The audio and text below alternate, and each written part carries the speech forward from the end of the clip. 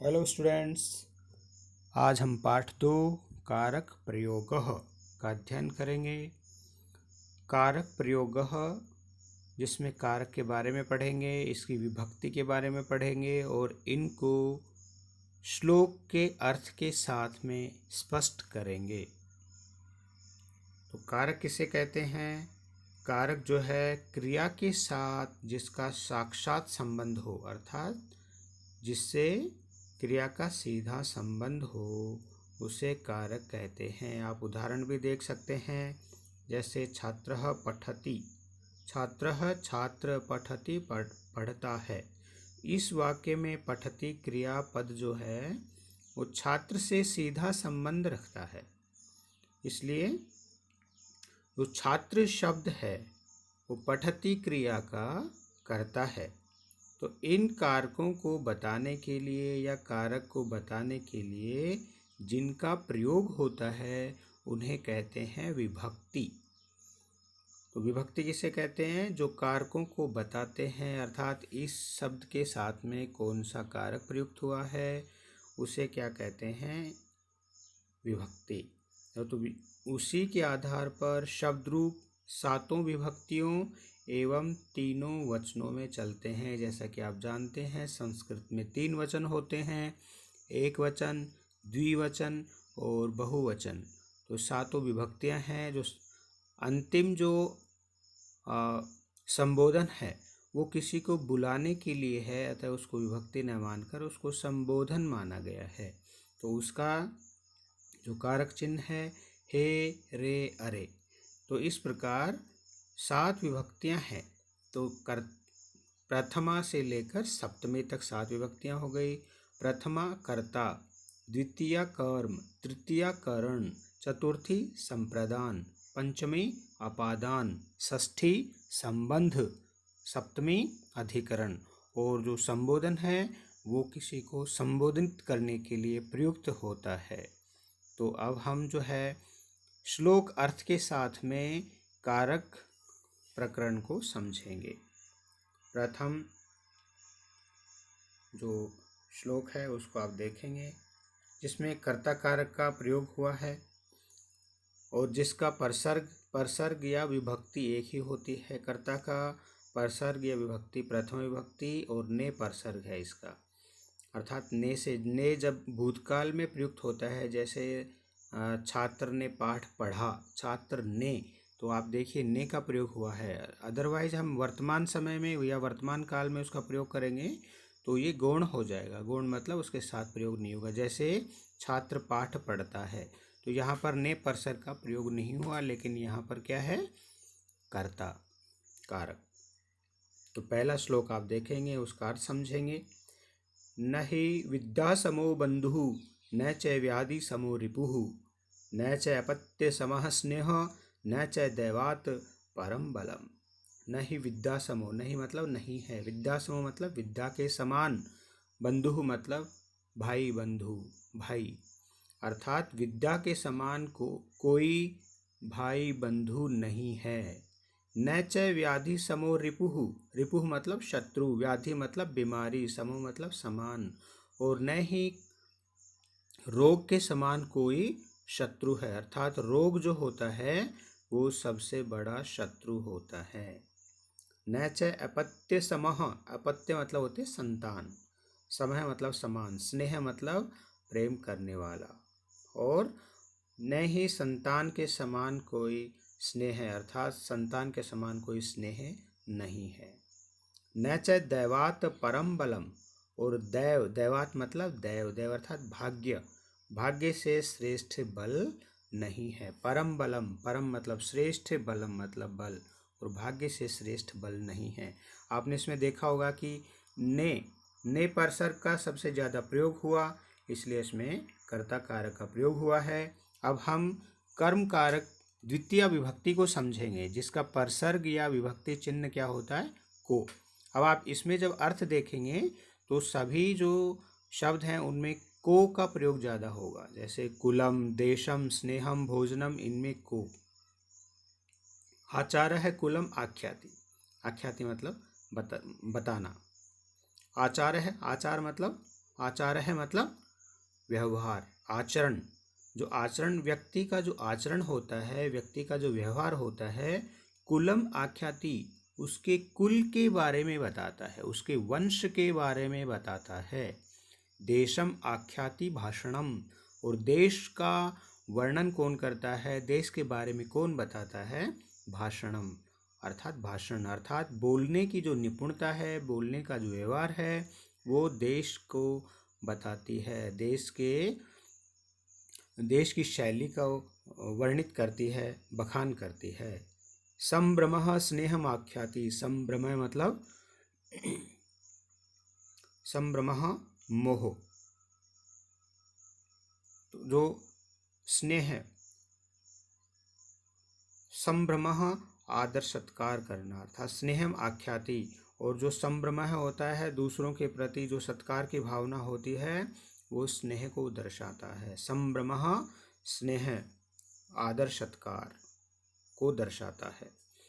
वपुः आख्याति भोजन, वपुः आख्याति भोजनम, और जो वपु मतलब शरीर, आख्याति मतलब बतलाता है, भोजनम मतलब भोजन, अर्थात मनुष्य का जो शरीर है वो उसके भोजन को बतलाता है। अब आप देख रहे हैं कुलम कुल को, देशम देश को, स्नेहम स्नेह को, और भोजनम भोजन को। तो इस प्रकार अर्थ स्पष्ट के साथ साथ में आप कारक पर भी ध्यान देंगे। तीसरा जो कारक है वो है करण कारक, और करण कारक का जो विभक्ति चिन्ह है वो क्या है, से द्वारा, से या के द्वारा का प्रयोग इसमें होता है। तो हम पढ़ेंगे जैसे अक्रोधेन जयेत क्रोधम, असाधु साधुना जयेत, जयेत कदर्यम दानेन, जयेत सत्येन च अनिर्तम। अनिर्तम मतलब होता है झूठ। अक्रोधेन मतलब क्रोध न करके, जयेत मतलब जीता जा सकता है। अक्रोधेन अक्रोध के द्वारा अर्थात शांति से, जयेत क्रोधम क्रोध को जीत सकते हैं। असाधु साधुना जयेत, और असाधु क्या होता है, जो दुर्जन व्यक्ति होते हैं, जो क्रोध करते रहते हैं। साधुना सज्जनता के द्वारा, अर्थात जो असाधु होते हैं उसको साधु के द्वारा जीता जा सकता है। तो या दुर्जनों को सज्जनता से जीता जा सकता है। जयेत कदर्यम दानेन, कदर्यम क्या होते हैं, जो कंजूस होते हैं, ठीक है। तो कंजूस को या कंजूसी को दानेन जयेत, दान से जीता जा सकता है। और जयेत सत्येन च अनिर्तम, सत्येन मतलब सत्य से या सत्य के द्वारा। अनिर्तम, अनिर्तम मतलब झूठ, झूठ को सत्य से जीता जा सकता है या सत्य के द्वारा जीता जा सकता है। आप ये जो काले अक्षरों में जो शब्द हैं वो तृतीया विभक्ति को दर्शित कर रहे हैं, दिखा रहे हैं, और इनके साथ में इनका प्रयोग जब करते हैं तो से या के द्वारा का प्रयोग होता है। अब हम बात करते हैं संप्रदान कारकम की। संप्रदान कारक का जो विभक्ति चिन्ह होता है या परसर्ग जिसको बोलते हैं, उसका चिन्ह है के लिए। ओके, जो काले शब्द हैं वो के लिए प्रयुक्त हुए हैं, जैसे विद्या विवादाय, धनम मदाय, शक्ति परेशाम परपीडनाय, खलस्य साधो विपरीतम एतत्, ज्ञानाय दानाय च रक्षणाय। विद्या विवादाय, विद्या विवाद के लिए होती है, विवादाय मतलब झगड़े के लिए, कलह के लिए। धनम मदाय, धन जो है वो घमंड के लिए होता है, मद के लिए होता है। शक्ति परेशान, और जो शक्ति होती है, जो बल होता है, परेशान पर पीडनाय, परेशान मतलब दूसरों को, पर पीडनाय मतलब पर मतलब दूसरों को, पीडनाय मतलब पीड़ा देने के लिए, कष्ट देने के लिए होता है। किन का होता है, खलस्य, खलस्य मतलब मूर्खों द्वारा प्राप्त करना, अर्थात मूर्ख व्यक्ति। खल मतलब मूर्ख व्यक्ति, दुष्ट व्यक्ति। जो मूर्ख व्यक्ति होते हैं, दुष्ट व्यक्ति होते हैं, उनके द्वारा प्राप्त की गई विद्या विवादाय, विवाद के लिए होती है। धनम मदाय, धन घमंड के लिए होता है। शक्ति परेशान परपीडनाय, और शक्ति दूसरों को पीड़ित करने के लिए, परेशान करने के लिए होती हैं। साधोः विपरीतम एतत्, एतत् मतलब यह, साधोः मतलब सज्जन, विपरीतम मतलब विपरीत होता है, अर्थात यह सज्जन व्यक्ति के लिए बिल्कुल विपरीत होती है। अर्थात सज्जन व्यक्ति अगर विद्या प्राप्त करता है तो क्या किस लिए करता है, ज्ञानाय, विद्या ज्ञानाय, विद्या ज्ञान के लिए होती है। धनम दानाय, धन दान करने के लिए होता है। शक्ति परेशान रक्षणाय, और शक्ति जो होती है, जो बल उसको प्राप्त होता है, वो दूसरों की रक्षा के लिए प्राप्त करता है। अतः आप इस श्लोक के माध्यम से चतुर्थी विभक्ति तो समझे ही आप, लेकिन दुष्ट व्यक्ति को अगर विद्या प्राप्त होती है या उसको शक्ति प्राप्त होती है, धन प्राप्त होता है, तो उसका क्या प्रभाव रहता है उस पर, और जब किसी सज्जन व्यक्ति को वही चीज़ प्राप्त होती है तो उसका क्या प्रभाव रहता है, यह भी समझ गए होंगे। अब हम अगले श्लोक की बात करते हैं, जो हमें अपादान कारक के बारे में बताएगा। अपादान कारक जो होता है वो होता है से या पृथक। पृथक, पृथक मतलब अलग होने का भाव, जो किसी चीज़ से अलग होता है। जैसे वृक्ष से पत्ता गिरता है तो वृक्षात पत्रम पतति, तो वृक्षात मतलब पंचमी भक्ति है इसमें, और वृक्ष से पत्ता जो है वो अलग हो रहा है, तो ये अलग होने का भाव दर्शाता है पंचमी भक्ति। तो लोभात क्रोधः प्रभवति, लोभात कामः प्रजायते, लोभात मोहश्च नाशश्च, लोभः पापस्य कारणम। लोभ क्या क्या करवाता है वो इसके बारे में बहुत ही सुंदर वर्णन है इसमें। लोभात क्रोधः प्रभवति, लोभात मतलब लोभ से, लालच से। क्रोधः प्रभवति, क्रोध उत्पन्न होता है। लोभात कामः प्रजायते, और लोभात मतलब लोभ से, लालच से। कामः, कामः मतलब इच्छाएं, इच्छाएं प्रजायते उत्पन्न होती हैं, काम उत्पन्न होता है। लोभात मोहश्च नाशश्च, और जो लोभ होता है, लोभ से मोहश्च नाशश्च, मोह का नाश हो जाता है। लोभः पापस्य कारणम, और पाप का कारण क्या है, लोभः, लोभ ही है जो पापस्य कारणम अर्थात सभी पापों का कारण होता है। तो लोभ के क्या क्या जो प्रभाव हैं वो आपने जाने, और मैं समझता हूँ कि आपने पंचमी विभक्ति अर्थात अपादान कारक भी से समझा होगा। जैसे लोभात जहाँ भी है काले शब्दों में, वहाँ पर पंचमी विभक्ति अर्थात अपादान कारक का बहुत सुंदर प्रयोग किया गया है। अब हम पढ़ेंगे संबंध कारक। जो संबंध कारक जो होता है, जैसे का, के, की, ये जो परसर्ग हैं या विभक्ति चिन्ह है, इनसे हम इनकी पहचान कर सकते हैं या पहचानते हैं। जैसे लुब्धानाम याचकः शत्रु, मूर्खाणाम बोधको रिपुः, जार स्त्रीणाम पतिः शत्रुः, चोराणाम चंद्रमा रिपुः। अब इसमें किससे क्या है देखिए। लुब्धानाम, लुब्धानाम मतलब जो लोभी होते हैं, है। याचक है मतलब कोई जो कोई वस्तु मांगता है, याचक। शत्रु, शत्रु के समान होता है, अर्थात जो लोभी व्यक्ति होता है उसके पास अगर कोई याचक, याचक आ जाता है, मांगने वाला आ जाता है, तो वह किसके समान लगता है उसको, शत्रु, शत्रु के समान लगता है कि ये मेरे पास क्यों आया।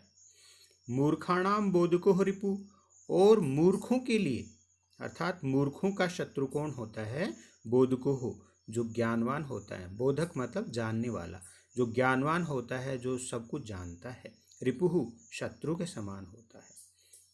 जार स्त्रीणाम पति ही शत्रु, और जो जार स्त्रियां होती हैं, जो उल्टाएं होती हैं, जो अपने घर परिवार के बारे में नहीं सोचती हैं, उनके लिए पति ही शत्रु, उनका पति शत्रु होता है। अर्थात जो चरित्रहीन स्त्रियां होती हैं, पति ही शत्रु, उनका पति शत्रु के समान होता है।